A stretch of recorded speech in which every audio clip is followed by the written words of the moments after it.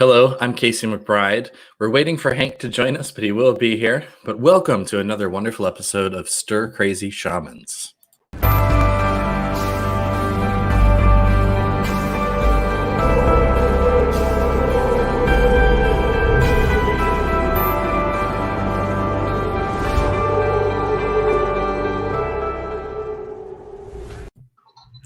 Welcome, everyone. Today we are joined by my friend Jamison Eads.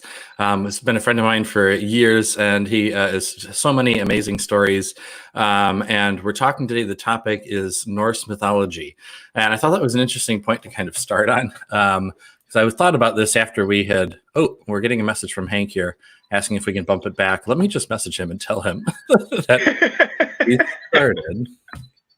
Okay, so I thought that'd be an interesting point to bring up. So Norse mythology, I know you're actually practicing Norse pagan. Is that correct? Yeah.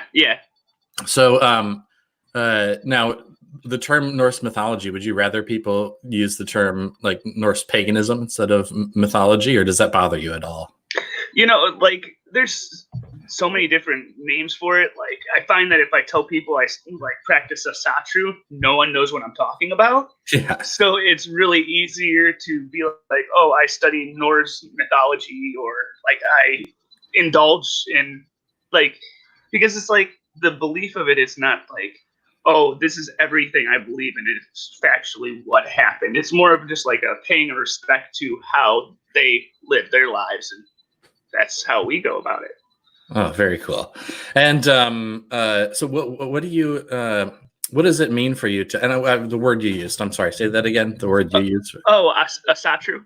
A satru. Okay. So what, and is that a practice that you have in your daily life, or is that more of just the like sort of philosophical understanding of? Yeah, to me, it's more of a philosophical understanding, and I'm like, to say I daily practice, I think I would be lying to the world if I practiced and said I practice every day. You know, your life is so busy that like it's more of just like sending your thoughts in one direction to like pay homage to what, you know, the world and the universe. And this is really, so we're on Stir Crazy Shaman, so I have to bring in the shamanic side of things.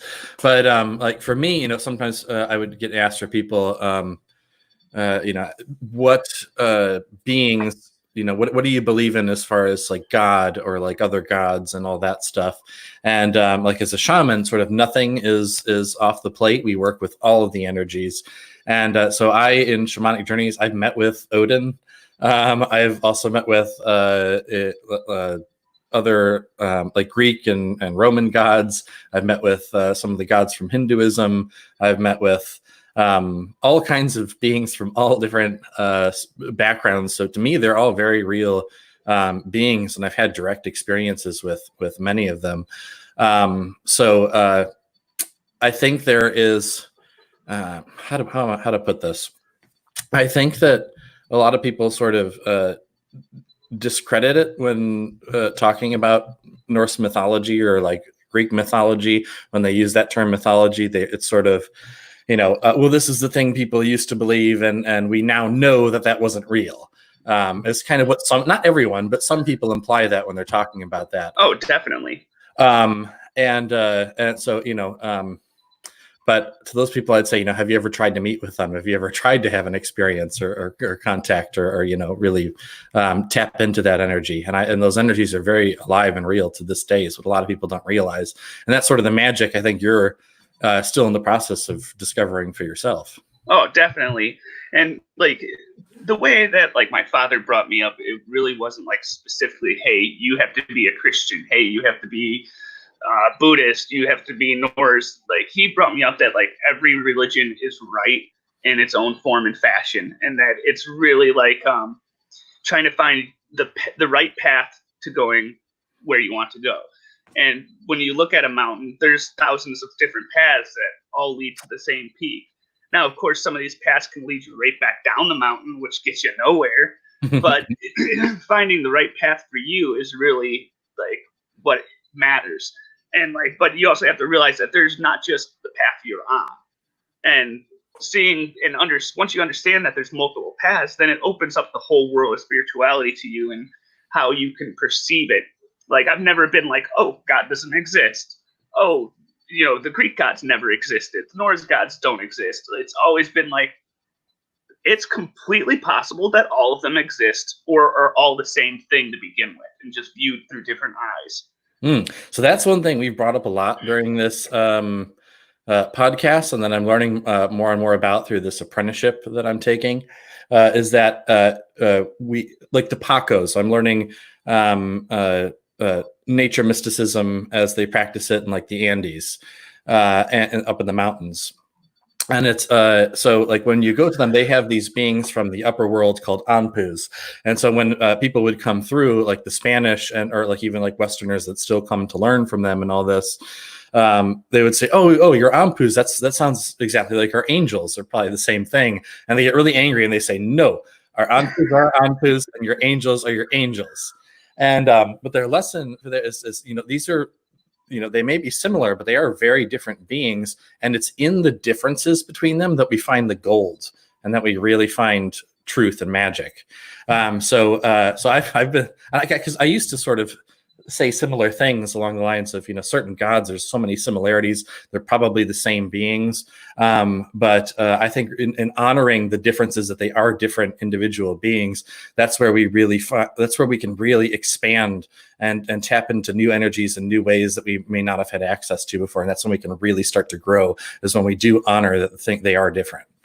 Yeah, no. And like, I've had arguments with like really good Christians about that. And they've been like, no, if you got to realize that like they believe like, oh, there's the God and the devil, so you have like a good and evil part, whereas like other like belief systems, each of their gods has a good and bad kind of aspect to each of them, and like they're like, no, you're just straight wrong that they're not all like all one. And I meant it more like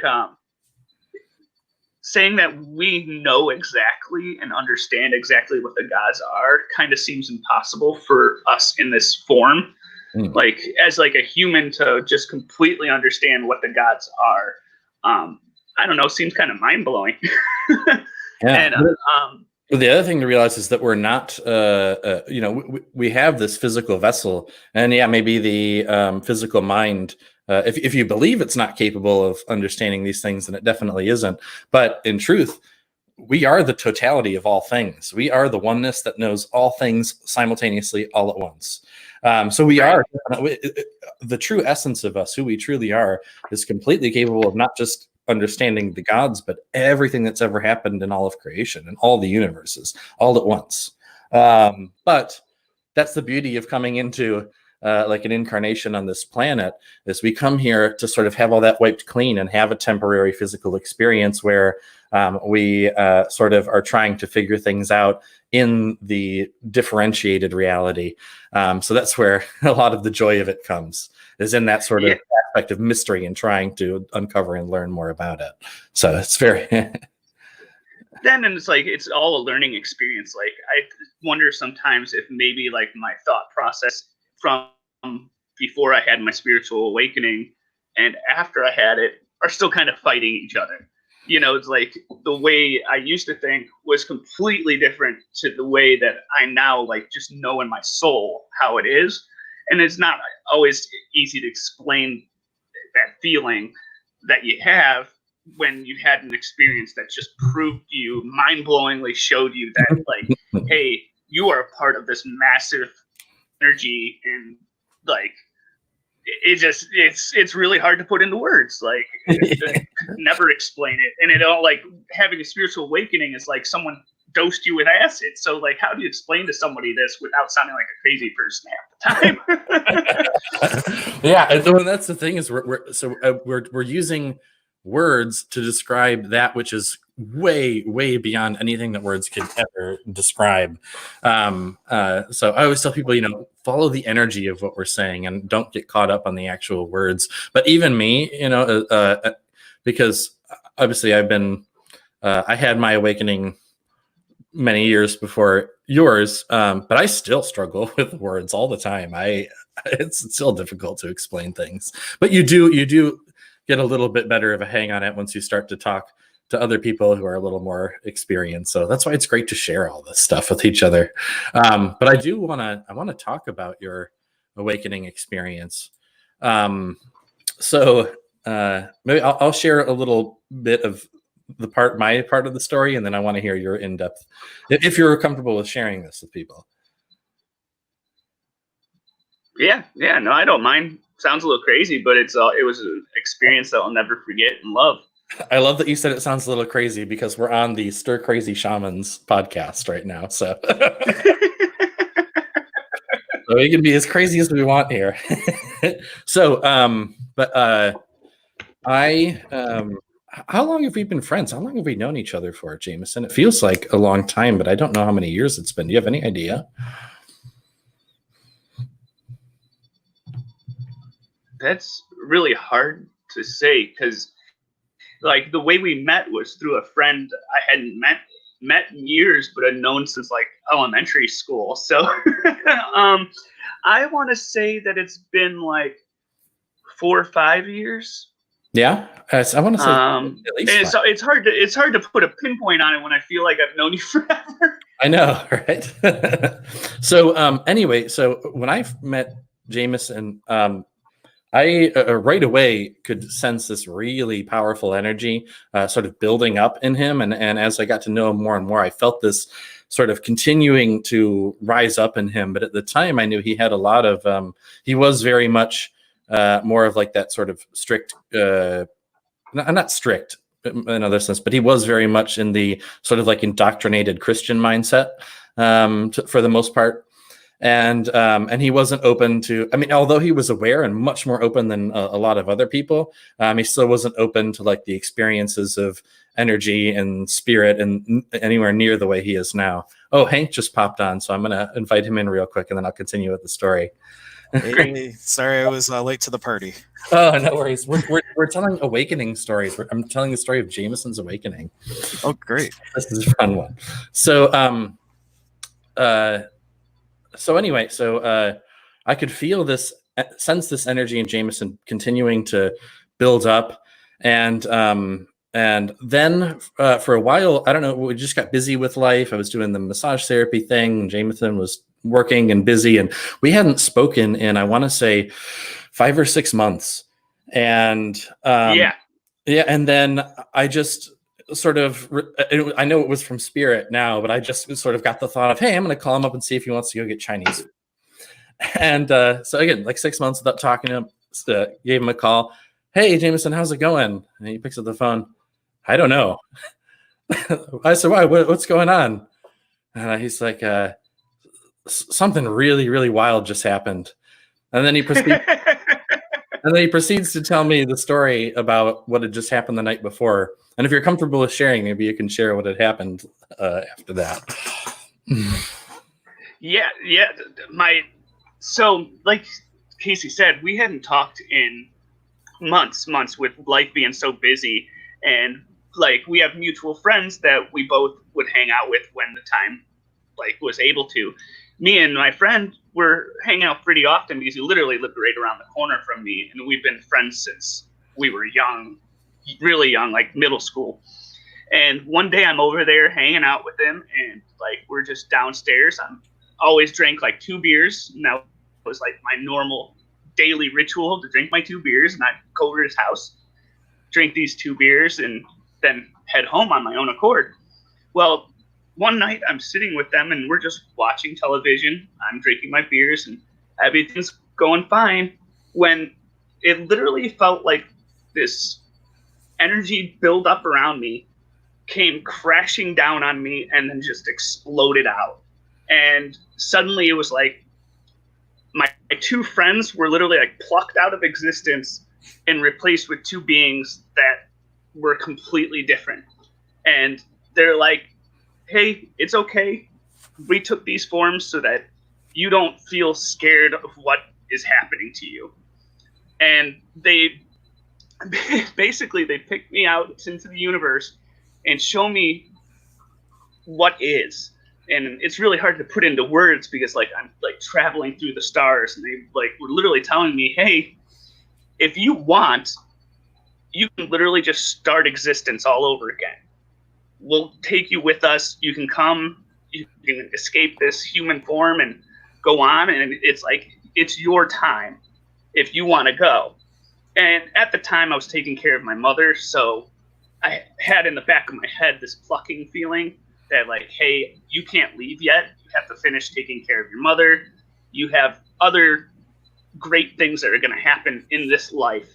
And so I basically told them like, no, I'm not quite ready for that. And also like my whole life, I always felt like I had done something very wrong and I could never put my finger on it. And these beings told me like, hey, yes, you did something very bad in another lifetime. And I'm like trying to remember it. And I could feel like building up in the back of my head. And I was like, did I kill my father?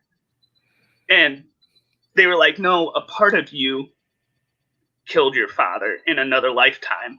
And this was where like the Norse mythology started coming into my world, because I'd always felt kind of like a tricky little bastard. And it was just this sudden realization that part of me was part of Loki. And in the stories, Loki helped kill his father.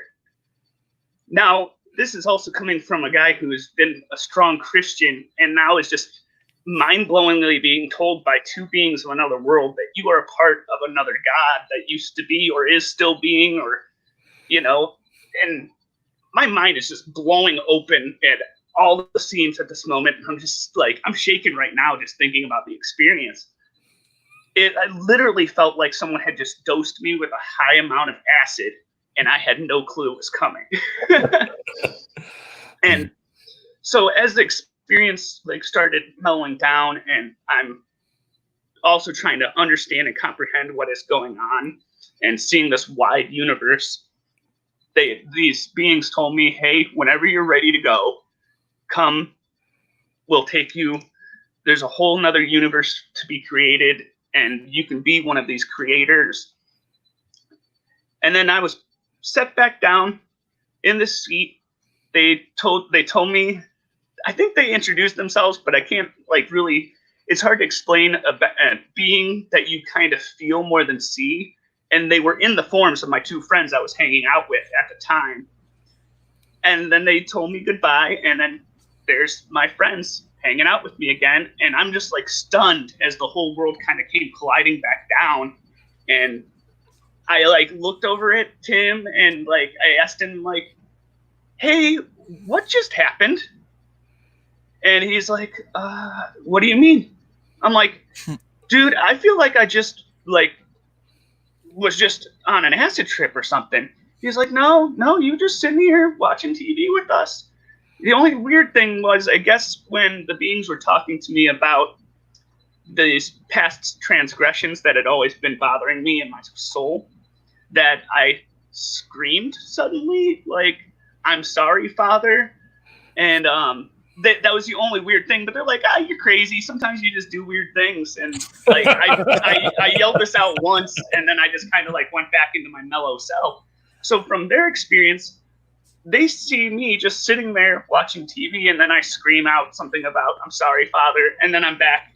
And then I'm asking him like, hey, what just happened? And so I tell him like, hey, I think I need to go home. And I kind of just like walk home. And then the next day I wake up and like the realization of this whole thing like hits me. And I'm genuinely scared I just had a mental fucking breakdown, or that like I was dosed with some drugs or something. And what was crazy is that sudden realization and complete understanding that you are a part of a universe of energy and beings that are out there all around you, guiding you, helping you, helping you heal from like previous trauma to your soul. And I couldn't even understand what had happened. And I'm not even joking. Casey calls me up the next day, and as soon as I hear his voice, I'm like, this is the guy I need to talk to about this. I'm like, Casey, I'm not okay. I need you to hear this. And I told him the whole experience is like, you are not crazy. Like, no, you're not having a mental breakdown. Oh, keep in mind, I actually did go to the doctor to get my brain checked, because I thought I had a fucking brain aneurysm or something. Like, I really thought I had gotten, like, had a major mental, like, fart. I don't even know. Everything was fine. There was nothing wrong with my brain. I was perfectly fine, minus having basically acid trip without the drugs. And I tell Casey all this, and as he's talking to me, telling me about spiritual awakenings, it all just started to make more and more sense to that. My soul was just ready to understand, and I suddenly was able to understand more clearly than, maybe not perfectly, but more clearly than I ever had before.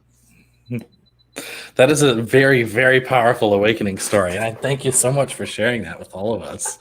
Yeah, and I am still so grateful that Spirit worked through me to connect with you and to help guide you through that.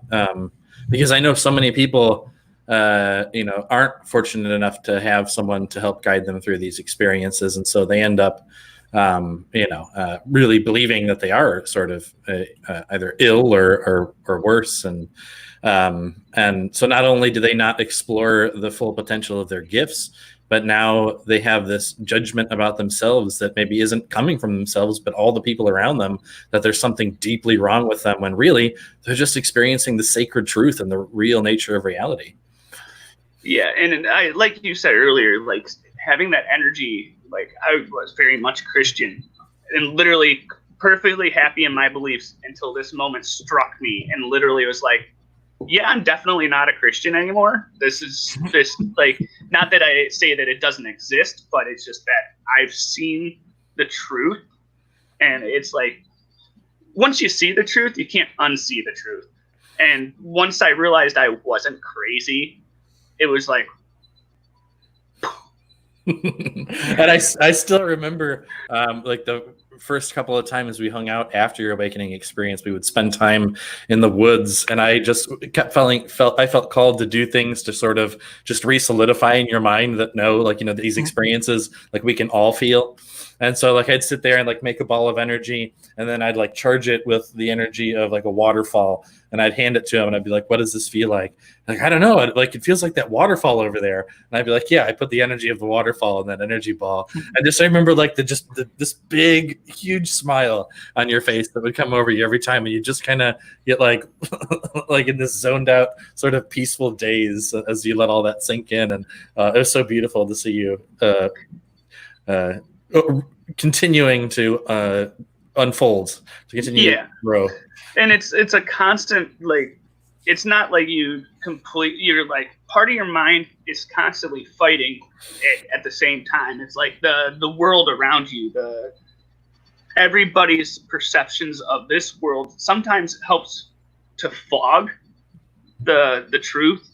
And it's like, I don't know if it's just, like, focusing on life itself that sometimes it clouds my spiritual sight.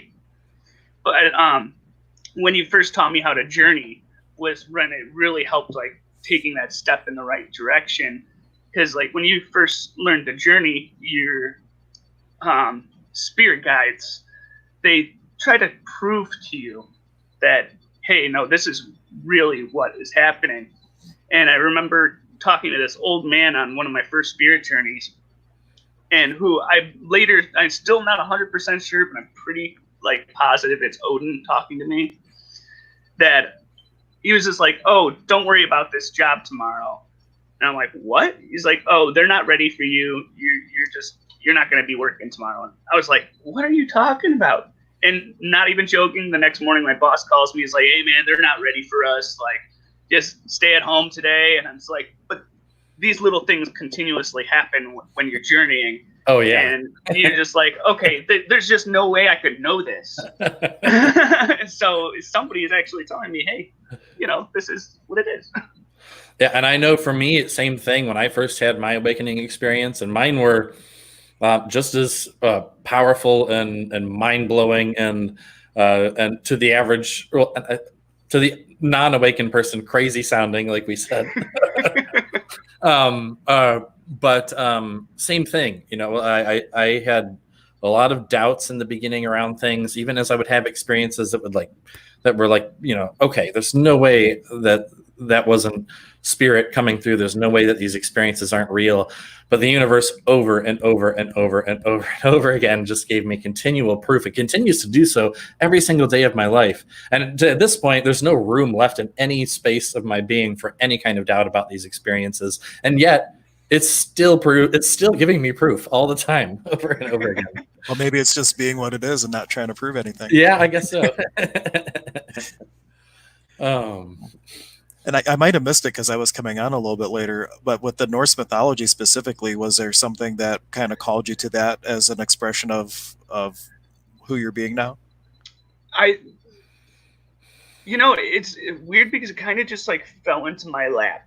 It was like I had been like just researching different cultures and religions for a long time, and I always felt very drawn to Norse mythology, whether I understood it or not. And it was just like I was always fascinated. I always felt like, hey, in my soul, I am a Viking. And like I have always been a warrior. Like I did like medieval reenactment, had been in multiple hand-to-hand combat tournaments with weapons and armor, and like it always been a part of my life.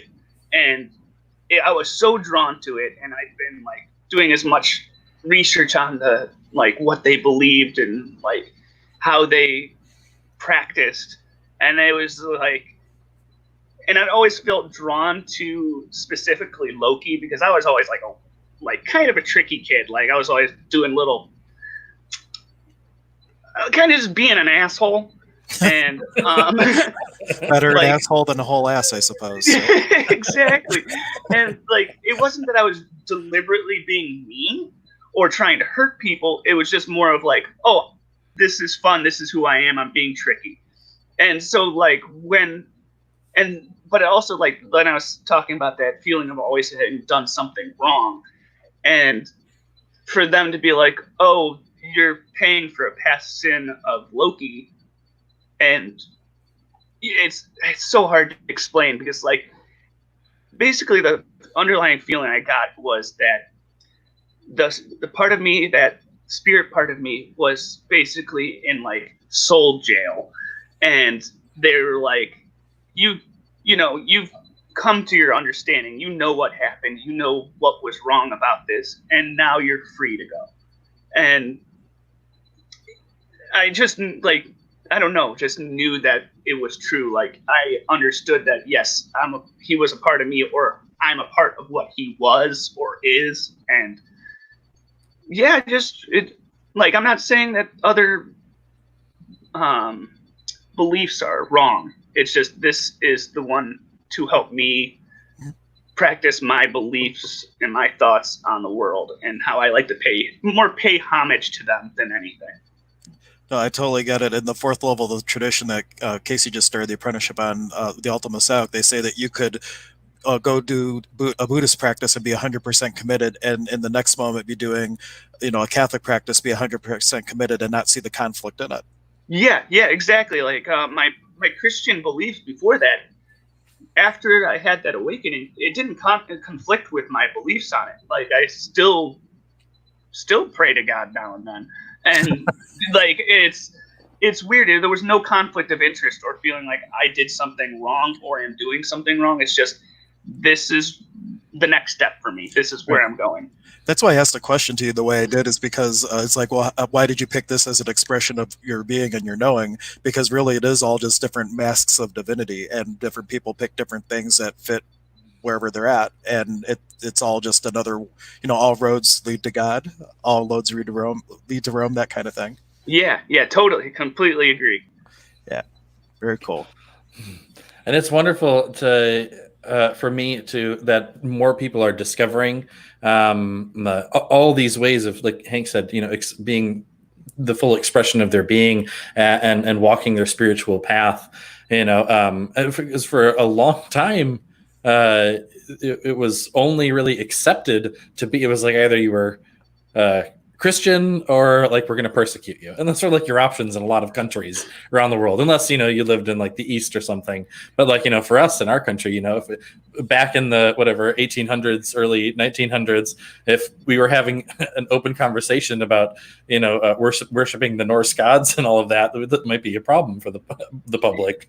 Yep. But it's amazing that so now not only people are more accepting, but there's more information, more access to that ancient knowledge, and more people that are practicing. And I just see it as so beautiful. I have you're a friend who's practicing Norse pagan. We just had my other friend who's on who's practicing pagan as well. There are people that practice like Wicca. There are people that practice Buddhism and Hinduism who were not raised in these traditions, but they discovered them because of all of the wealth of information that's out there. And now that's allowing them to experience more of the truth for themselves in a way that they're really comfortable expressing it. And it's so beautiful we have access to that. So I want to say thank you for being you, Jamison. I love it. I always appreciate you, man. And I know that, and that's why we're on this journey together, man. You're here to help me learn. Like, since I met you, I always knew there was something I had to get from you.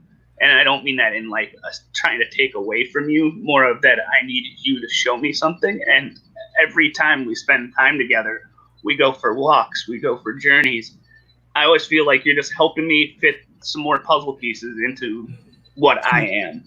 And like you said, where you have everybody practices all these different, like, oh, we have practicing Wiccans, practicing Catholics, practicing pagans. And like Hank, you were talking about how you can do these without feeling, I forget exactly how you put it, but like basically how I still pray to God, how I practice and give homage to Norse mythology, how I practice Wiccan tarot readings and all this, but they're non-conflicting. It's all different puzzle pieces fitting into what your spiritual journey should be and how to go about it the right way for you.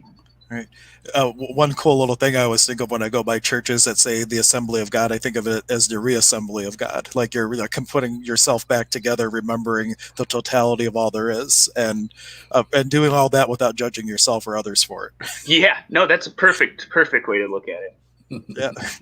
The one thing I would like to remind people is if you're so busy, and I'm not speaking to you personally here because I don't necessarily feel it applies to you, but for people that are watching, if you're looking everywhere for these puzzle pieces, don't forget you have a huge piece of the puzzle yourself, and to go inward and get your own piece of the puzzle to share with the world, because if you always look externally, you'll never quite get complete. Yeah, nope, exactly. And like that, I think that was a big part of my personal journey was I had been looking outside of me for so long, and like I had, like when Casey was talking about that energy building up around me, that was me starting to work on myself, to trust myself, to understand who I am as a being. And I think once those pieces started to fit in, all the rest just tumbled down into my lap. Definitely. And one thing I want to share with everyone too, because we had your friend Allie on yesterday, we have you on today. We're using the word pagan for both things, and I just wanted to throw up the definition of pagan for a second. It's a person holding religious beliefs other than those of main world religions. So it's kind of an ambiguous term, and there's a lot of things that roll up under that. Even shamanism technically could maybe fall under the role of paganism, except it's not so much a religion as something totally different, but they're all very similar and akin to one another. Right. Very cool. Well, I'm happy to virtually meet you. I'm sorry I was a little bit late to the party, like I said. Not a problem. It's a pleasure to meet you as well, man. I was talking about we were going to push it back, but then we were in the chat just talking beforehand, and the conversation was already getting so wonderful. I was like, we should have been on air. So I'm like, all right, we're just doing it. We're going on, and if we talk for an hour and a half, and whatever ends up happening happens. It's like Casey and I have started, when we're talking offline, we've started recording it as an unlisted thing, because some of the stuff we're like, man, we should post that as a separate video, because it's like you're just talking to each other, but amazing things come out of it. And yeah, it's a great testament that when more than one person come in the name of consciousness, all the amazing things that can unfold and come out of it. And like we were saying, and that's the cool thing. I know before I had really started to expand on and started to walk my own path. I was always sort of in conflict with other people, like either when I was like either a Christian growing up or when I was an atheist in high school or whatever. It was like, okay, I have my way and like you're wrong and all of this. And even like in the beginning, when I had my awakening, I was like, okay, now I don't know anything about anything. And I still feel like that sometimes. But now it's, I have a conversation with people from all different backgrounds, and in the difference is the gold, like we've said, in the although things may seem similar, like these beings that we're interacting with and the experiences we have are different, and we can really honor that and learn from the differences. And I think it's so wonderful to be able to share so openly with so many people, and really, regardless of what path we're walking, if we can just be open to each other and honor each other and treat every interaction and conversation with another human being as a sacred experience, and realize that, regardless of our background, the real sacred experience comes in sharing with each other. That's why we're here as humans, as infinite beings. We're infinite beings, but we're here as humans to sort of share and help each other grow. That's one of the reasons we're here. So I love that we can come together and talk about all this. Yeah, and that really comes down to like being in the space of and I don't want to use the word accepting, being an allowance of everybody else's belief. It's like you're not aligning and agreeing with or resisting or reacting to. You let everybody just be and just relish in the sacredness of how different we can be without having to get into conflict. Right. Yeah. It's like every molecule of water. We're all a part of this river flowing down this river. Now there's all these tributaries, all this, but once we accept that we are a part of this, the flow goes so much easier. Mm-hmm. I love that. That's a great metaphor. Yeah. And just a reminder, Casey, because I checked your Facebook, we don't have any comments, but you didn't change your public. Yep. I do that. I'm gonna check. I made sure mine was public, but I should double check it again. That's like weird with the technology that we're using. No matter how many times you schedule it to go be public, always switches back to friends only, and then we have to remember to go switch it. So if you are wanting to make a comment now, you really can, because we have all the things set to public now, so the comments will roll through. Very cool. And just to share with you, I have a little bit of Norse mythology in my background. I had in college, someone had recommended a book called Conversations with God, and I read that, and as it kind of threw me into a tizzy, because I was also raised Christian. My dad was the president of our church, and then as I was kind of at the bookstore, this one thing just kept shining to me. It was a book on Norse mythology, and it was of runestones. And I had also been in the SCA and had gone to all the run fairs and all that kind of stuff. So I never was one of the fighters. I was more like the guy who would play the drums and stuff. But I saw like that Norse mythology, and as I was reading it, and I saw like similarities of how like Christianity based some of the holidays on Norse traditions, like Easter, the goddess of fertility around Easter time. I was like, wow, there's like there's parallels, and there's things in this that are in Christianity. It really helped me step away from being like torturing myself for thinking I was going into something completely different than how I was raised. So it was really nice. Oh, and that's funny because you just brought it right around to what Casey and I were talking about right before we went live, and we were talking about the Christmas, and like I just had a daughter 7 months ago, and my wife and I were talking about like, how do we go about Christmas with her? Do we lie to her? And we're both like, lying is bad. There's no reason to lie to, especially a child. Like Casey had said earlier, you're already setting them up to distrust you if you lie to them about something so simple. And we had discussed that like the way we wanted to celebrate Christmas is that like that we are celebrating and paying homage to a holiday, and like explain to her all the different like similarities. Like the whole idea of the reindeer is because of the legs of Lepnir, and like him crossing the sky and why they fly. It's all so similar, and we're going to be like, hey, we're paying homage to this holiday, but these gifts are from us to pay homage. Right. Well, my wife wanted to do the whole thing and have Santa Claus and all that. So hopefully my kids will not watch this in the near future. But I've never lied. Well, for multiple reasons, we have a couple expletives too.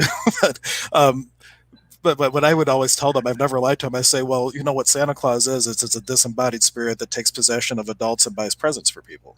You know, I was like, well, that's kind of, you know, it's kind of loosely what's happening. So like I say, yeah, you know, he just takes possession and, you know, does all this kind of thing, and it's kind of a normal conversation between me and my kids about all kinds of crazy shaman stuff. But yeah, I know for people who aren't as conscious, like growing up, I think we were talking about, for me, that's what sort of led, I think it was the beginning thing that led me to have a distrust with like Christian religion was when I was a little kid and my older cousin spoiled for me that like Santa Claus wasn't real. And my parents hadn't like sat down to explain it to me. He was just like, yeah, you know, that's all fake, right? And I was like, I was this little kid. I'm like, whoa, hold on, hold the phone. What's going on? And but I just remember like there was this like sort of distrust now because I was like, you know, okay, so I'm being told to have this, you know, like blind faith in Santa Claus and that this being exists, and I was just told that's not real. And then what about the God thing that they've been telling me about my whole life as well? Like, is that the same exact thing? Like they've just been I've just been blindly following it because they told me, just like Santa. And so that sort of built up over years and years and led me to become like that sort of scientifically minded, like angry atheist that I was. Wow. You know, there's. Oh, go ahead. Oh, and I don't actually go ahead. I don't know. No, well, I was going to bring up. There's a book by Neil Donald Walsh, the best children's book I've ever read. It's called Santa's God, and I'll give the Cliff Notes version. But basically, this little girl wakes up and Santa's there, and she gets to meet him, and she asks Santa, like, Santa, what God do you pray to? Which God is the real God? And Santa's like, he almost drops his cookie. He's so taken aback by the question, and he starts going around the living room and says, well, first tell me about all these little statues. And her dad collected little statues of Santa Claus from all different countries that look different. And then he asks her, well, how do you know which Santa Claus to write your list to? And she's like, she thinks, and she's like, well, they're all you. You just dress differently and have people call you different names so they recognize you. He's like, it's the same way with God. That is awesome. That is awesome. It's a great story. My kids, it's my favorite one every year. But it gives such a nice little context of really what all oneness is. It's just like however you are able to receive it, it will show up for you with however you can receive it. Yeah, and that brings me back to where like how my father brought me up. Like he was raised strict Irish Catholic, and he never raised me strict Irish Catholic. Like when I finally had that sense that I wanted to know what is out there, my dad literally sat me down and handed me a book of every single religion, all these different practices, from Buddhism, Taoism, Christianity, the Bhagavad Gita, like all of these different books. And I just started plowing through and reading everything, like soaking it all up. And to eventually that like my belief system became a hodgepodge of how I go about paying my respects to the universe. Very cool. Yeah. And I know, well, just to go back and bring the positive side of that story, because it ended on sort of a very negative note for me.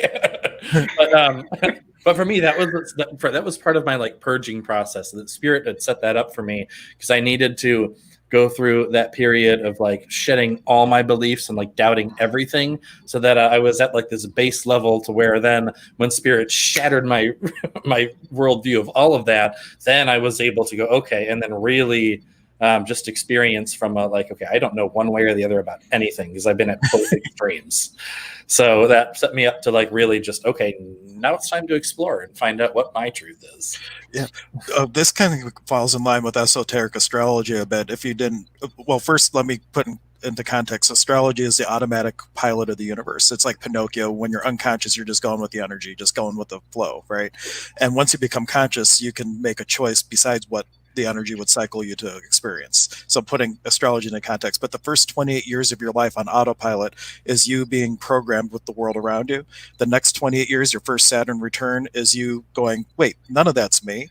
Where's me? And it's you unprogramming it. And your next Saturn return would be you actually stepping into who you are. And once you become aware, you can fast track all of that. You don't have to wait for Saturn returns, but that's the natural cycle of astrology, of how people would get programmed, unprogram, and actually step into being. It's funny you bring that up. I just was reading with Mary the other day. She brought up the Saturn return in my reading, and that was the first time I'd ever heard of that. And here it is again. Yeah, well, it's all really good information, but one of my astrology teachers would say the more conscious you are, the less astrology matters, but it never doesn't matter. Because just because you might be aware and you're awake and you're not going with the flow, all the kinds of people around you might be. And when you understand the cycles, and in the shamanic world, you'll get it as we go through the program, you can, like, if the energy is flowing a certain way, you could go upstream and make it very difficult for yourself, or you could surf the waves of creation to where you want to go. And so you pick up those streams that are naturally present in the autopilot, and you can kind of surf them through the cosmos and reality, and more consciously create and bring to yourself much faster the things that you'd like to receive in your life, if you can catch the right wave to where you want to go. Visual realization. Yeah. Or you could go the opposite, go upstream and make your life very uneasy. Yeah, but there's also like some people, like I growing up found that I learned better doing things the hard way. So it's not necessarily that they're doing it the wrong way. It just might be a little bit rough, more like rough waters to go that direction. Right. Than I don't believe in quote unquote good and wrong. Right. For the most part, it's just like, do you have ease or not ease, or what do you choose? And it's just a cause and effect. And a lot of times when we work hard, that's actually what we call an access. It's like an imprint, where if you were taught you have to work hard to get ahead, right? You might have aligned and agree with something taught at a very young age and feel that anything of value you have to work hard for and suffer for, which is not true.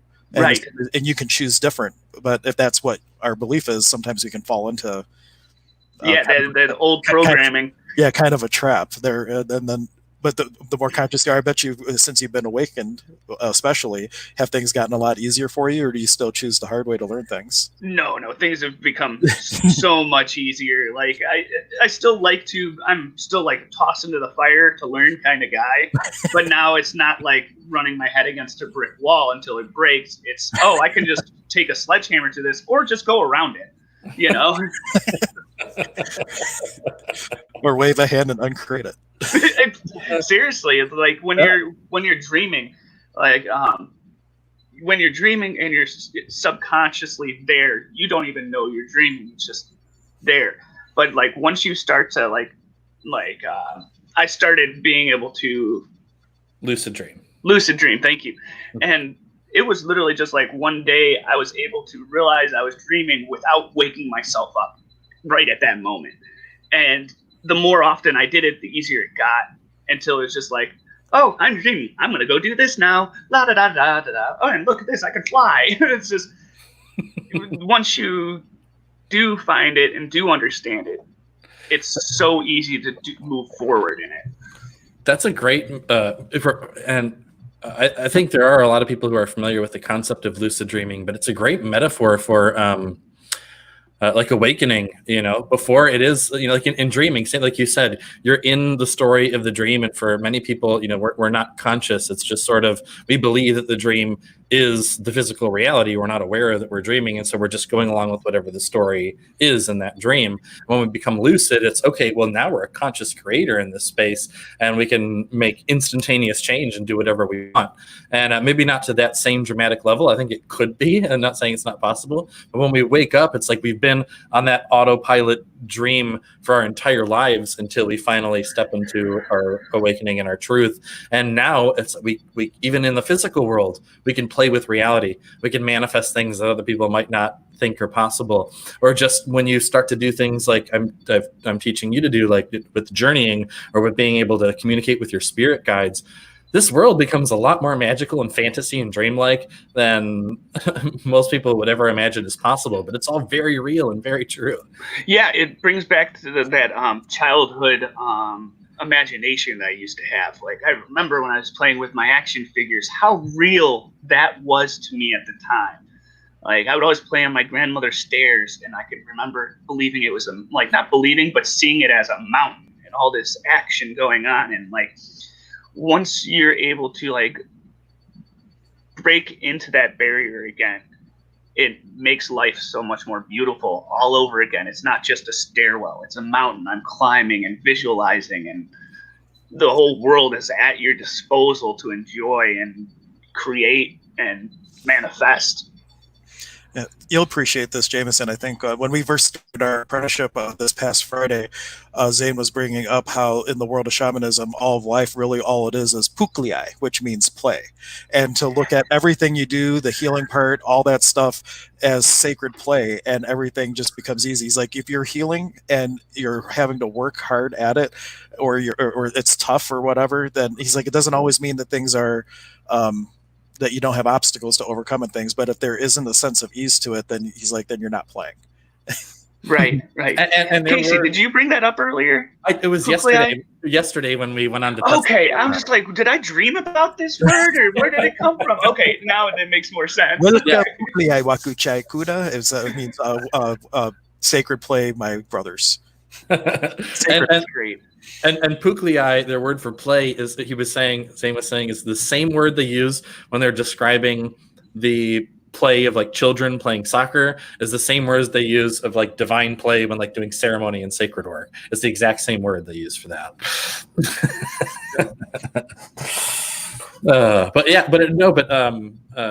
I really want more people to discover that. And like you said, when we're kids, we're born with that. We're born with everything's magical, everything's amazing. We live in these imaginary realms that we create, and like no one is really sitting there teaching us, like, okay, here's how you imagine. Your step number one, start by visualizing an apple and practice that for 5 days. And no, we just inherently imagine these amazing realities and have all kinds of adventures. And then that spread out of us. At some point, our parents or teacher told us, like, okay, time to focus on school. And that's way more important. You need to start focusing on your career because one day you're going to have a job and a family. But we're taught that the imagination is not only not important, but it's not real, and it's not something to be valued. And so that's one thing I just made a really good video on it. Please check out Shaman's Way. I have made a video on how to connect with your spirit guides, and I go into a little bit about how we use imagination in order to actually perceive very real co-creational spiritual beings and energies. But I people get caught up, for example, when learning to see their guides for the first time. They say, "Oh, I can't see my guides." So then I sit back and say, "All right, well, we're not going to try and see your guides right now. Right now, just imagine, just have fun, play around, imagine what would it be like if you could imagine what your guides looked like." And then people sit down and like, okay, well, there's like this wolf over here, and he's really big, and he's got 2 different color eyes, and he's got this patch of gray on the back of it. And then I'm looking in spirit, and I'm like, that's your guide right there. You're describing. But it is, our imagination is the tool we use to perceive and create reality. And this idea that the imagination is an unreal part of reality is completely absurd when you really start to look at it. What is unreal reality? Yeah, and I just posted a link to your page so people can go there for the meditations. Thank you. Casey, when you were very first teaching me how to see my spirits and to go on journeys, the hardest part for me was that imagination, bringing that part of myself back, the deprogramming that it's like that I'm not seeing this, or that's not real, and having to like really open yourself up to it's still hard to explain, because like part of your programmed mind is fighting the journey, and it's still like not an easy thing for me to do to this day. Like I have a very hard time almost putting it into reality for me. I know it's there. I know I see it. I can feel my guides. Sometimes it's like they're there, and then they're kind of fade, and then they're back, and then they fade. And it's just that old programming you're trying to step back from and get it away so that you can clearly journey and talk to your guides. And then we have this idea, we always bring up the phrase, what you resist persists, right? So if you're fighting with that and fighting with the idea of like, oh, I might just be imagining that. Yes. Then you're giving more energy to it, and you're going to continually make it harder and harder to do that. Completely. So instead of fighting with it, what I often like to tell people to do is, if you have that thought when you're journeying or communicating with your guides I think I'm just making this up. Then tell that part of your mind, but that's fine. I'm just making it up. Now let me continue. It's fine. We're making it up. It's all imagination. Now I'm going to proceed. Yes, yeah, and that really helped me when like you first told me that. That helped a whole bunch because, like you said, I was always like, the more you fight it, the more often you're going to be fighting it, and it's just like, come on, I want this to be easy, and like I know it can be easy, and once I accepted that, yeah, what if I'm making it up? Came to me so much more clearly, and then once those spirit guides start to give you those coincidences in the outside world from your journey, that's when it's like it helps you to understand, oh, even if I was imagining it, man, that imagination sure got it right. Yeah, I like the word synchronicity a lot more than coincidence. Thank you. Yeah, that was the word I was looking for, but couldn't find it. And Zane uses a good word when he's taking people into kind of journey space. He says using your disciplined imagination. So he's even already putting out a little energy that your imagination's going to not be all running around. You're going to be able to focus and have the disciplined imagination to go where he's taking you. But at the same time, it's okay if you have a different experience than what he's leading you through. Right. Very cool stuff. Yeah, and it is. It's it's though even the word imagination, we're programmed to think that the imagination means it's not real. So for a lot of people, it can be difficult to use that word, which is why that's like the first thing I like to start with is, all right, let's get over this whole imagination thing. And for some people, when teaching them, I will, like in the beginning, I kind of go both ways. Some people, I have to abandon the word imagine altogether. Like I won't say imagine. I'll say like, okay, see this, visualize this. So, now you're feeling this. And other people, they're so like tense about wanting to experience something that if I say, okay, now call out to your guides and see them come to you, then they're like, oh, I can't do that. I'm not that part. I'm not there yet. I'm not worthy of something. But then if I bring it, okay, now just imagine your guides showing up. Like, oh, well, if I'm just imagining it, that's fine, and they can do it. But then I have to point to that almost immediately. Say, okay, you see what just happened there?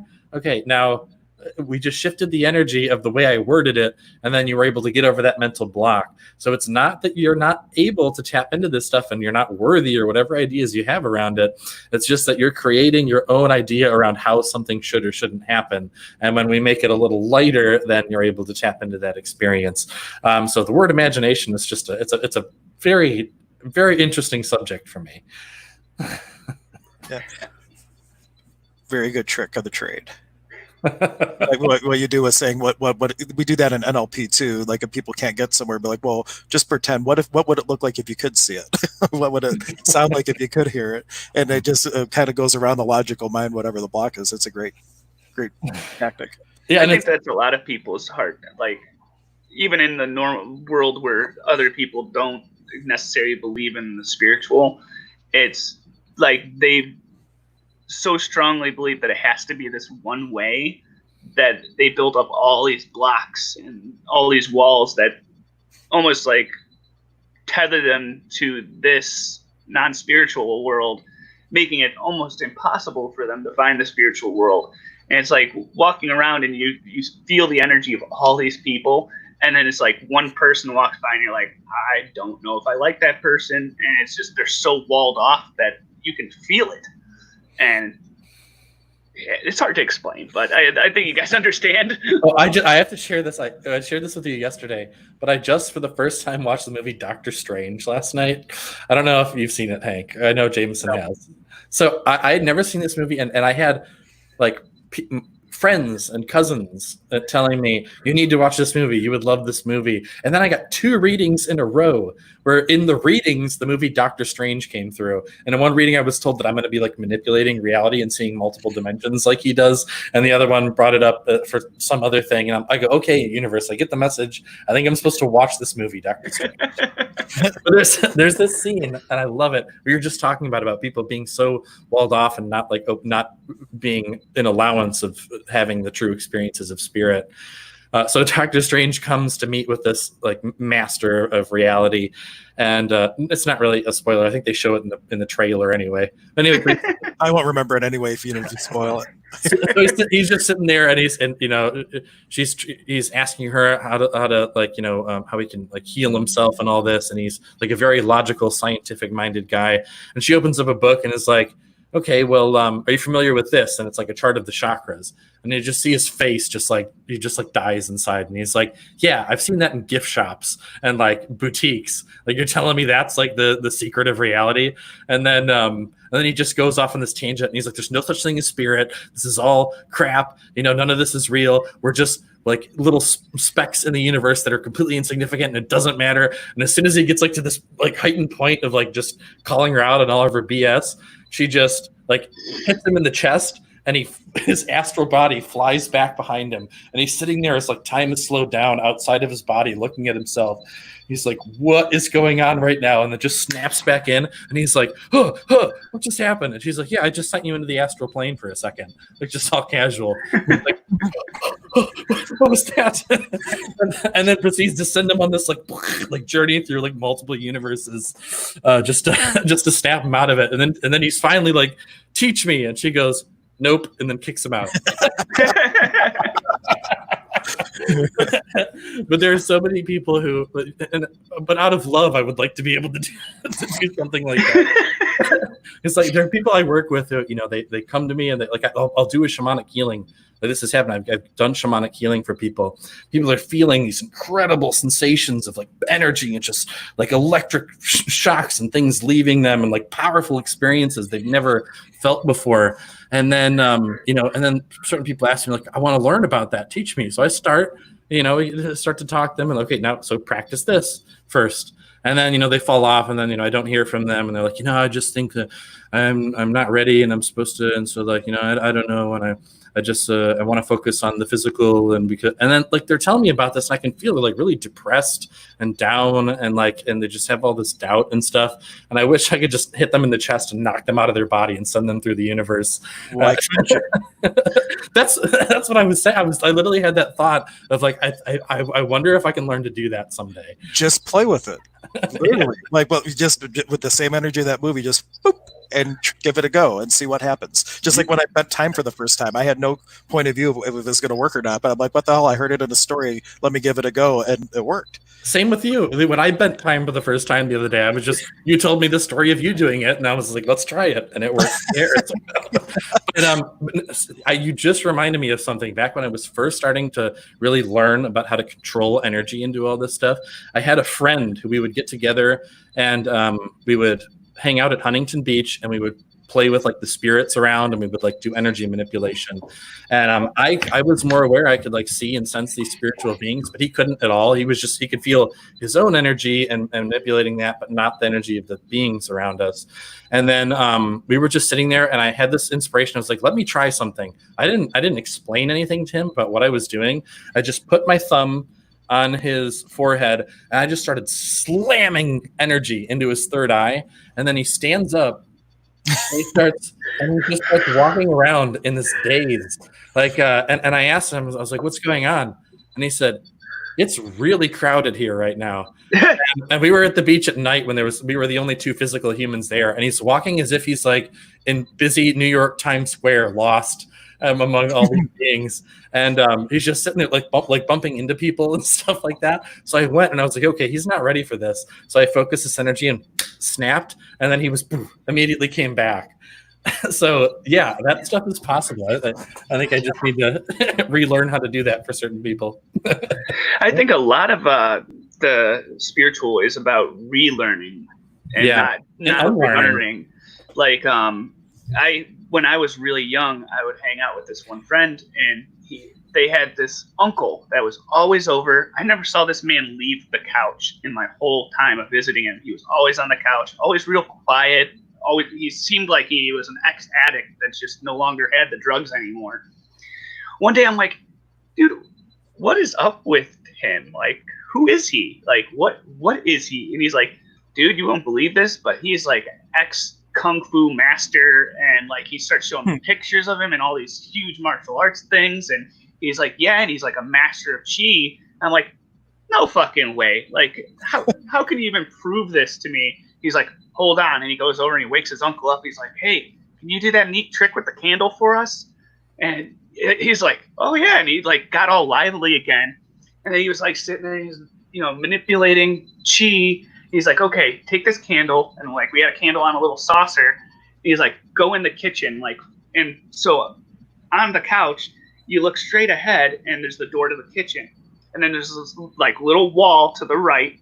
He's like, hold the candle on the other side of the wall. I'm like, okay. So I walk over there and I'm holding this candle, like, don't know what to expect whatsoever. I'm like, okay, yeah, he is fucking crazy. And he's manipulating chi, and he just lightly pushes out. I'm not joking. I'm watching this candle with all like content, just like, okay, what's gonna happen here? Candle flickers and goes out, and I'm like, mind, like, what? Yeah, through the wall, and I'm just like, no way, what the? No, how did he blow from all the way over there? Like, how did he do that? And like, for so long, me and my friends would sit with a candle and practice energy manipulation to put the candle out, and like, I got really good at it when I was younger. And now it's like I have to relearn to do that. Like when I try to do it now, it's like I get it like once in a blue moon, but most of the time the candle's like. But like the bringing them up to just relearning things that you already know, it's just accepting them, and then it becomes so much easier to do those things. And like you're talking about manipulating time, manipulating energy. These are all things that you, when you were little, you could do with just the thought. And then as you get older and you're programmed to think that you can't do these things, then you're putting up all these mental walls that kind of hinder you from going about this again. And yeah, it's like I said, it was so easy when I was younger to put that candle out from like 3-4 feet away with just a light push in my chi. And now I'm like, I'm right in front of the candle and I can't put it out half the time. So but man, that guy blew my mind. I thought he was a magician, just this old dude sitting on a couch. Suddenly he can put a candle out from like 30 feet away. Yeah. I had forgotten about when I was little and was an acolyte at my church. I would always just focus like on all the little candelabras and just focus on the flames going down or the flames going up. And I would do that all through the service. And I didn't even remember about it until you just brought up the story. And I didn't even have any energy training or anything. I just was playing with the fire. Yeah. That's great. We would do that all the time with when I was a kid with the waves at Pelee Island. Me and a friend would sit there, and on a day when it was like sort of there were some waves, we'd sit out there and go, all right, we're like calling on these waves. We would raise our hands to like bring a giant wave up, and then we'd sit there and watch as one started to roll in. And again, we were just playing with it, but sitting there and like manipulating like the water and all of that. And and again, but it's no one ever told you couldn't up until that point. Yeah, seriously. But yeah, so many, and I know even when I first started to awaken, and it hadn't really spent time to think about what is and what is easy and what's not in terms of energy. I was just like, okay, well, I can see and sense energy now, so I can do all this stuff with it. And I kid you not, there were times when like I would sit from across the room, and I would just like with my eyes send like a pulse of energy at someone and watch them go like not knowing what happened. Like I was like electric. And there were times when I remember this one guy, I had met this person, I was like riding my bike around, and I met this guy, and we started talking, and I was still like all over the place in my awakening process. And we had kind of connected a little bit and decided we were going to get together to play cards that night. And we met at his house and we're playing cards. And then we went inside, and he was like, oh, I have a piano. He's like, do you want to like hang out and just like sit and play piano? So he was showing me and playing piano. He was playing something that was like really dissonant, the way he was playing it. I did not like the energy that was coming through. And so I like felt this electric charge build up in my finger. And then I went to tap him just to tell him like, hey, can we do something different? But the energy that I had was stop. So I had the energy of stop, and I touched him, and I kid you not, I watched his body go, and then he fell on the ground like he'd been electrocuted. Yeah. I'm going to share a comment from Mike, and then I have a similar story to talk about that. But he was saying a teacher in a sealed room during his martial arts class, he did something where nobody could lift his wife, who was only 90 pounds. She was like just etched or like fixed hard into reality. But in seance circles, specifically with physical mediumship, for people who are manifesting like ectoplasm and stuff like that, if you touch the medium while they're in that space, a very similar thing happens where they like just the interaction of another energy field like zaps them, and it's actually even caused some deaths back in the day when physical mediumship was still really being practiced. Oh wow, that's scary. That they can like stop. That's like oh shit, I'm about to be touched. I kind of want to hear a little bit more about this physical mediumship. I've never Physical mediumship. Well, we could do a whole separate broadcast. But one of my teachers out in Lilydale, he'll hold like circles and things, and he'll host different mediums from around the world who are particularly gifted. So like you get ectoplasm, like one time a hand came out and like knocked on the table and stuff like that. Or there's things called aports where physical manifestations occur. Like usually like the medium will spit out like objects. Like it's like, oh wow, I really doubt that they swallowed all this stuff, but like it's something like into their mouth and like they'll spit it out, or like floating cones. There's like these trumpets that they would have, and nowadays they make them out of aluminum flashing, but they back then they would use like these metal trumpets, and they would like float in the air and go to the solar plexus, and you would hear like a voice coming out of it and stuff like that. So like that's all back from the physical mediumship days. oh wow. Yeah. I feel like that's the whole thing I want to learn all about. Yeah, well, I could hook you up. It's never been something that really called to me per se, but and in the Alice Bailey work, they said that during the time of mediumship, when spiritualism was first coming out, all that was really needed because people didn't have the belief really, or have an experience of something that lies beyond. And physical mediumship and mediumship in general is what got people to say, okay, well, maybe there's something. Maybe right. They needed floating tubas and voices coming out. Right. Well, there was times where like mediums were actually tied to a chair. They were still doing the work when they were claiming that they were like tricksters and stuff like that. But anyhow, like, and as time goes on, Alice Bailey work would say that we're moving from mediumship to mediatorship, because like the proof isn't needed so much anymore to get implanted in the consciousness. All we need is now like just a connection. And so there was a huge shift, and it doesn't mean that you can't go into that. It's just fun, but it's not as needed for where the world is today as it was when it was starting. Yeah, definitely. That makes sense. But I still want to be able to knock people out of their bodies, though. Yeah. Well, and as long as you want to, you won't. Right. I will. I will master the art of knocking people into the astral plane with love. With love.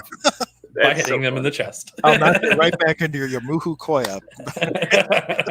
That's like one of the things I've been playing with at work is like trying to close off my energy to everyone around me. And man, have I become a sneaky little son of a bitch. Like I manage all these guys at work, and their experiences, like they're there, and the next moment I'm just like leaning against the wall watching them. And it's just like I just focus on not letting anything out, and it's not like I'm walking super softly, or no, I just going about my business, and like I just love popping up in places and then just like and then letting it back out, and suddenly they jump like 6 feet in the air, and it's like, gotcha. When I was going through fellowships, they brought a guy named Sig Logren in from England to teach us sacred geometry and geomancy and stuff like that. And we did this exercise where you had to go with dowsing rods, and you would go up to a person's energy field, and it would spread out, and we would measure your energy field before and after you would go into a labyrinth.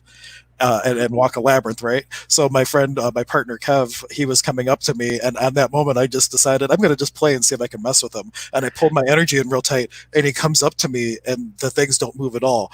And he's like right up to me, and he's just like, "You're dead." I'm like, "No, I'm just messing with you." And then I just let it go, and it was just like, whoop, and but the point of the project was before and after. If you measure like how far somebody's energy field is out when they're not consciously trying to manipulate it. Yeah. After walking a labyrinth, which is depending on the labyrinth design, is designed to balance the energy systems by the way that you're walking a labyrinth. Before and after, your energy field will be way further out after walking a labyrinth than before. That sounds awesome. I want to walk labyrinths. I freaking love labyrinths. Yeah, we got one at Westlake. I don't know if you're local or not, but I assume really? Yeah, a Westlake Spiritual Center, the Unity Spiritual Center, they have a huge labyrinth in the back that's really nice with bricks and gravel. And then when you get to the center, there's 7 plates that are the 7 colors of the chakras. Oh, we need to make a field trip. I'm going. Oh, yeah, I'm going. Yeah. I got to check this out. That's where I take people for one of my Reiki attunements too. I have them walk into the labyrinth, and then we do the attunement in the middle, shamanic style, and then walk out, and then I do the regular one in class. It sounds like such an amazing. Like I'm like the way I meditate it's not easy for me to sit and be quiet. Like my best meditations come with like lots of noise or lots of things surrounding me. Like I love when the birds are out making a whole bunch of noise and cars are driving by, the wind's blowing, and I feel like walking a labyrinth would be like the perfect meditation. Yeah. Well, not all meditation means sitting silently. Right. It's different. Like my friend Ryan, it's when he's on a bike, he's like in the zone. He's off doing whatever while he's riding his bike.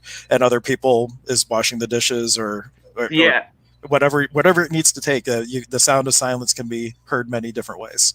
Right. Definitely.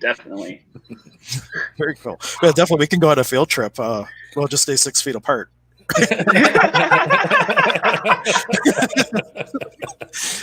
Oh, I love that.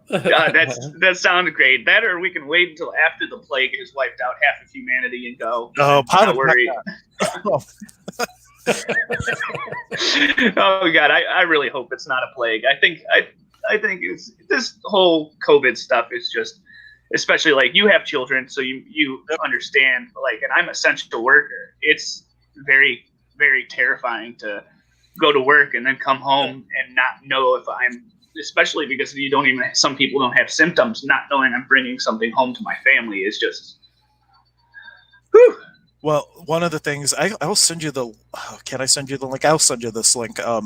It's not something I can share publicly, but there is a whole meditation we did around COVID for some of the shamanic apprenticeship students that I'll share that with you. And it's like you basically start connecting with the consciousness of the virus, and you can have a dialogue with it and learn what you need to learn from it without having to. But it's like intended for people who've done a little bit of work, so I don't want to just send it out willy nilly. Yeah, no. Yeah. But that sounds great. Yep. And the whole thing is it's everything that we're doing. There's a lot of fear around it, but it's designed. They say it all the time. It's slowing the spread. Like it's just like any other thing. Like people that are going to get it eventually are going to get it. We're slowing the spread, so it's not as big of a burden on the medical system. But yeah. But numbers wise, there's people who die from other things. From a percentage standpoint, way more people die from other things than this. It just looks scary because of the way it's being portrayed. Yeah. So. Yeah, cardiovascular disease is completely agree. Like it's still, I've been working for 3-4 weeks, and it's yeah. But the important thing is, regardless if you're on the side of more the fear based or on the side of it's nothing, like don't fight the other side at all. Be an allowance of both points of view, and because if you fight either one, you're adding into the entrapment of polarity and duality. But if you can be an allowance of both, then you give both spaces room to grow into something new. But any conflict, so like whether you're for the president or not, any resistance one way or the other traps it more in reality. And being an allowance of either thing allows a shift for a different experience with the current situation. So allowance is so key, because it's really the space of non-judgment. You're not aligning and agreeing with it. You're not resisting and reacting to it.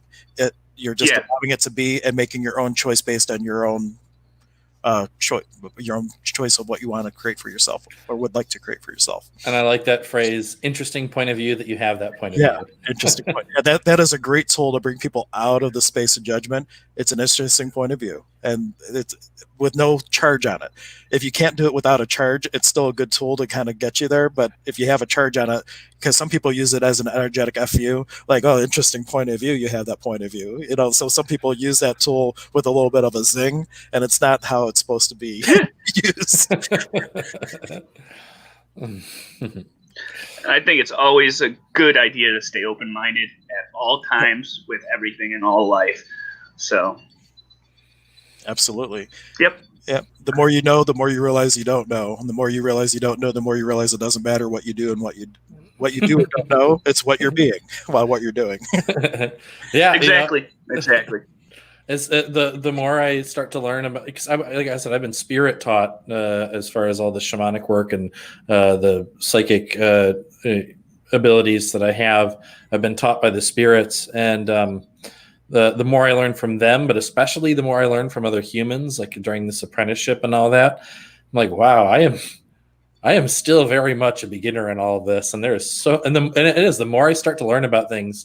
I mean, people say the more you know, the more you don't know. But for me, that's been a very literal experience, as I start to learn more, I get this sense of, wow, I really don't know a whole lot about any of this.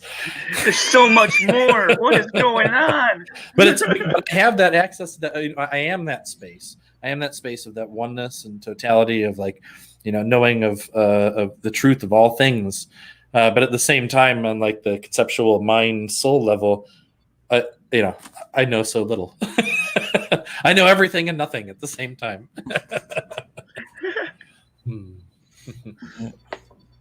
Oh, fantastic. So I think we could take we already plugged my channel, but it's tonight. Is today Sunday, right? Today. Yeah, today's Sunday. No, isn't it your meditation at 1 on Sundays? Or did you want to change that? I mean, well, we can keep it for 1 today. I never scheduled it. Oh, I got to schedule that. So anyway, but it'll happen at 1. I haven't made the link for it yet, but 1 p.m. today we have shamanic meditations. If anyone's interested, check that out. I think we're going to be communicating with plant spirits, meeting with your plant master during today's shamanic meditation. So if anyone's interested, Shaman's Way on YouTube, check that out, subscribe, and follow along with the live meditation.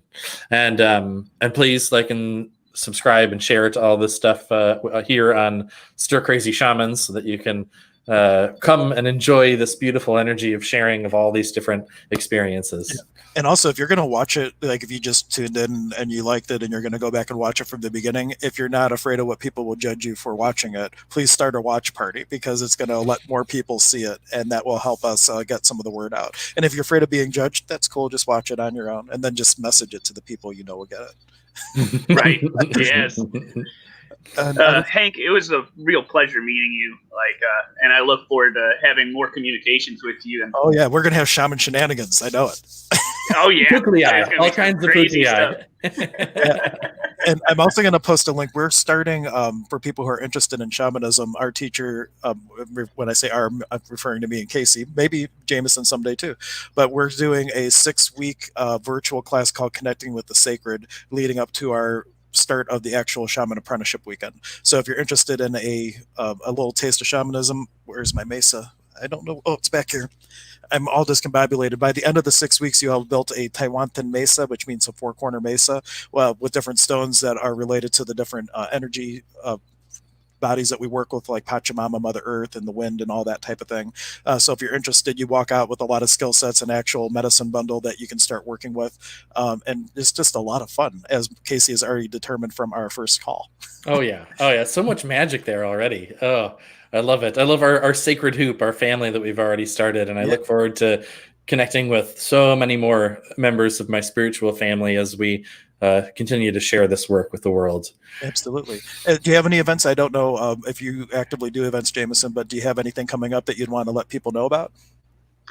Sadly, no. This is my first foray into anything even remotely like this. I was actually felt very blessed that Casey was just like, "Hey, man, you want to like make an appearance on this?" Like, I've wanted to I love to talk, so it's real easy to sit down and talk with like-minded people and share experiences. But sadly, no, I'm basically full dad life and don't usually have time for things I'd like to, but I have to make time for things. Well, we could teach you this time bending technique, and then you have all the time you need. Sounds like a plan. Okay. Well, we always kind of end by doing a go around with a final thought of inspiration, and no pressure if you don't have anything, but we'll start with Casey, because you're in the upper left corner. You're in my spot, man. I feel so weird on the other side. Well, I love how all over the place we were today, because I know we started with the topic of Norse mythology, but in other I think I missed everything to do with Norse mythology.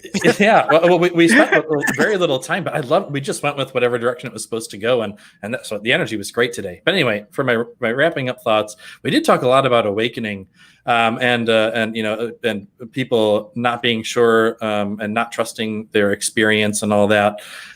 So for all of you who are starting to have really powerful experiences of spirit, whether you recognize it or you don't, hopefully you're starting to recognize it if you're watching this podcast.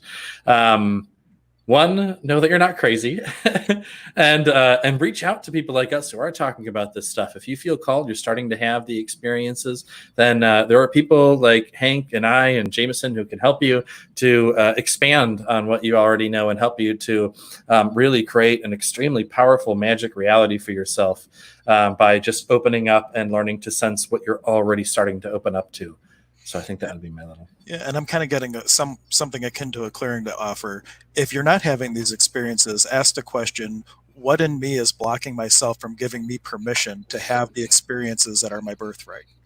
And everything that doesn't allow that to actualize in my life instantly with ease, I'm willing to destroy, uncreate, and release it and allow it to turn into something new.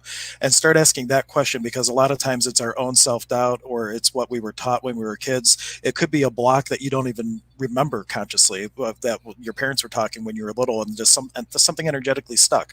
So just ask, whatever's blocking me from being the totality of who I could be in this moment, I destroy and uncreate it, and just see what starts to happen in your experience being in that question. And all I've got to say is do all your best to stay open-minded and perceive fully the reality that's around you, and your life will get so much nicer. Definitely. All of life is blessed, even if it looks like a mess. That's great. I love that. It's like the golden tapestry.